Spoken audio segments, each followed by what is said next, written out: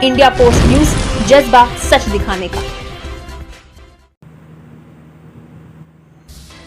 प्रयागराज के हंडिया विधानसभा के बरौत क्षेत्र में समाजवादी शिक्षक सभा के राष्ट्रीय अध्यक्ष प्रोफेसर बी पांडे का समाजवादी रमेश चतुर्वेदी व प्राचार्य शैलेश पांडे द्वारा आयोजित प्रेस वार्ता कार्यक्रम में जोरदार स्वागत किया गया।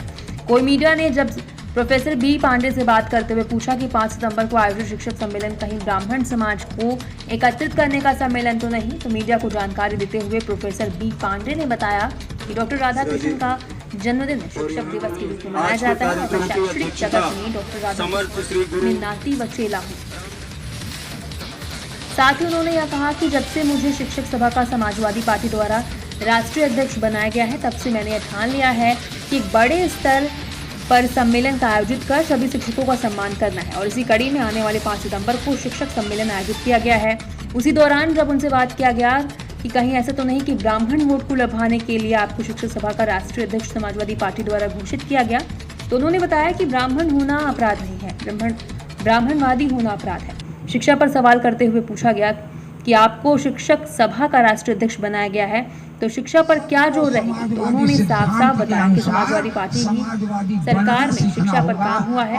वहीं एक मीडिया कर्मी से जब यह पूछा गया कि उर्दू टीचर की भर्ती पर बीजेपी सरकार द्वारा रोक लगा दी गई, क्या आपकी सरकार आने वाले उर्दू टीचर की भर्ती प्रक्रिया फिर से शुरू करेगी, तो उन्होंने इस बात को काटते हुए कहा कि हमारे लिए सभी टीचर एक बराबर। आप इंजन की बात जानते हैं ना, हर किसी के पास ट्रैक्टर है, गाड़ी है, और अगर इंजन में बैक कंप्रेसर हो जाए तो क्या होता है? इंजन में जब बैक कंप्रेसर होता है तो मोबिल ज्यादा खाता है, तेल ज्यादा पीता है, चलता कम है। तो दोनों इंजन आज बैक कंप्रेसर की स्थिति में है मित्रों। आवश्यकता है परिवर्तन की, रिपेयरिंग की। और इंजन प्रेशर में ताकत घट गई और जो बची हुई ताकत है, अगर इंजन केवल हार्न बजाने में लगा दे ताकत, तो किस ताकत से चलेगा बताइए? अगर इंजन अपनी सारी ताकत जो है उसका 50% लगा दे हार्न बजाने में, सीटी बजाने में, तो वह इंजन खड़ा हो जाएगा। आज दोनों ही सरकारें हार्न बजा रही हैं, प्रचार कर रही हैं, सब कुछ कर रहे हैं, जोर जोर से चिल्ला रही हैं। कहीं भी आप जाइए, पेट्रोल पंप से लेकर सब जगह केवल फोटो फोटो फोटो यही चल रहा है। 3 बातों को लेकर किया है। भाजपा की सरकार ने पेंशन की बहुत पुरानी व्यवस्था थी और जवानी सरकार को देता है और बुढ़ाई में उसको जीवन निर्वाह भत्ता मिलता है, उसी का नाम है पेंशन। और यह सरकार ऐसी व्यवस्था कर दिया, माननीय अटल जी की सरकार थी, कि आप बचपन लगा दीजिए पढ़ाई में, जवानी सरकार को दे दीजिए और बुढ़ाई में कटोरा थाम करके चल दीजिए, परिवार भी आपको नहीं पूछेगा। तो पेंशन बंद कर दिया। पेंशन लागू कराने के लिए हम संकल्पित हैं। वित्त विहीन शिक्षकों को देखिए, इस कोरोना काल में वित्त विहीन शिक्षक मिलता है, कभी ई रिक्शा चलाते हुए और कभी पान मसाला और गुटखा के सामान बेचते हुए मिलता है। बड़ी पीड़ा होती है। शिक्षकों का पैसा उनके पास जमा है। भाई, वित्त विहीन विद्यालयों से फीस ली गई परीक्षा की ना, वित्त विहीन विद्यालयों से परीक्षा की फीस ली गई ना, और परीक्षा नहीं कराई गई तो पैसा बचा है पूरा। भाई, परीक्षा अगर कराते तो कॉपी लगती, पेपर लगता, मूल्यांकन लगता, चार्ट लगता, रिजल्ट बनता, तब वो पैसा खर्च होता। अगर परीक्षा नहीं कराई गई तो पूरा पैसा वित्त विहीन शिक्षकों को सरकार दे सकती है, लेकिन नहीं दिया, क्योंकि यह पूंजीपतियों की सरकार देना नहीं जानती, केवल लेना जानती है। बहुत बात सुनाऊंगा 5 तारीख को जब आएंगे तब। आज कम से कम आपको संकेत दे करके चला जाना चाहता हूँ।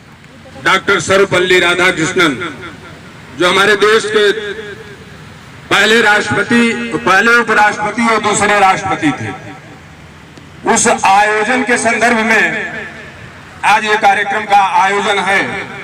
इसमें हमारे गुरुदेव महाराज की भी अनुमति मिली, श्री स्वामी समर्थ रामदास महाराज जी, जिनका मार्गदर्शन भी बराबर मुझको मिलता रहता है कि लोकतंत्र से धर्मतंत्र कहीं विमुख हो गया है, कि धर्मतंत्र को लोग साधन बना लिए राजनीति में, सत्ता में, कुर्सी में आने के लिए। पहले धर्मतंत्र राजतंत्र एक सिक्के का पहलू हुआ करता था, लेकिन लोकतंत्र में इसका रूप थोड़ा विकृत हुआ।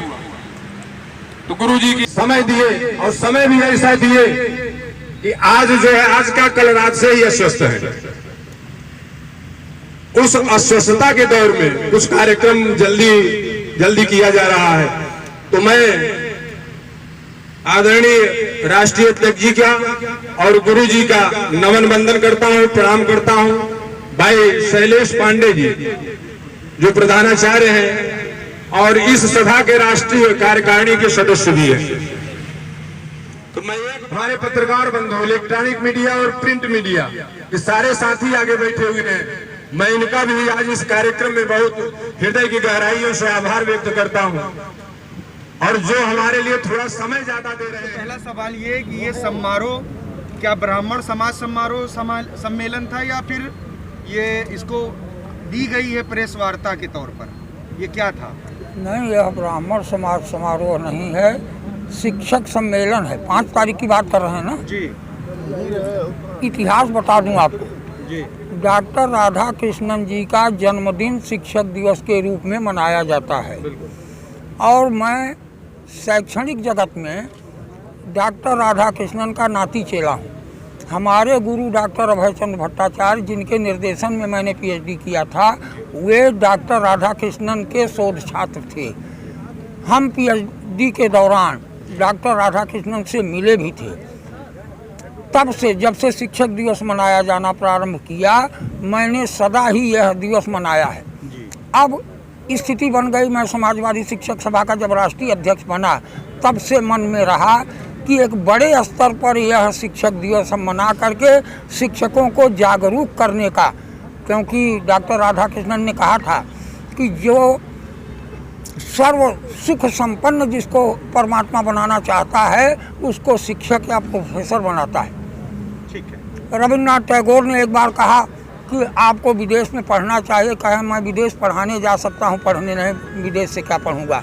ऐसे महान विभूति का जन्मदिन, बंद करो भाई, जन्मदिन उनका नाती चेला होने के नाते मैं प्रदेश स्तर पर संगठन को अपने माने हर जिले से समाजवादी शिक्षक सभा के जिलाध्यक्ष 10, 5, 2, 20 जितना हो सकेगा ले करके वहाँ उपस्थित होंगे। समाजवादी शिक्षक सभा का आपको राष्ट्रीय अध्यक्ष घोषित किया गया जी। कहीं इसका मतलब ये तो नहीं है कि ब्राह्मण वोट लुभाने के लिए आपको इस पद की गरिमा को बरकरार रखने के लिए बनाया गया? अब मैं ब्राह्मण हूँ, एक बात हो सकती है जी। हमारे छात्र जानते हैं हमको, मैं ब्राह्मणवादी कभी नहीं रहा, यह माननीय राष्ट्रीय अध्यक्ष जी भी जानते हैं। अभी 15 दिन पहले उनके सभागार में मंच से हमने बोला ब्राह्मण होना कोई अपराध नहीं है, लेकिन ब्राह्मणवादी होना यह अपराध है। बिल्कुल। लगातार सर मैं मानवता, हमने 52 लोगों को पीएचडी कराया है जी। उसमें यादव हैं, बिंद हैं, मुसलमान हैं, हरिजन हैं, ब्राह्मण भी हैं। सर बिल्कुल। एक चीज ये बताएं कि ये समाजवादी पार्टी में आपके आने के बाद शिक्षा पर क्या काम करेगी समाजवादी सरकार? शिक्षा पर ही काम जब हुई समाजवादी सरकार रही तब शिक्षक पर काम हुआ है।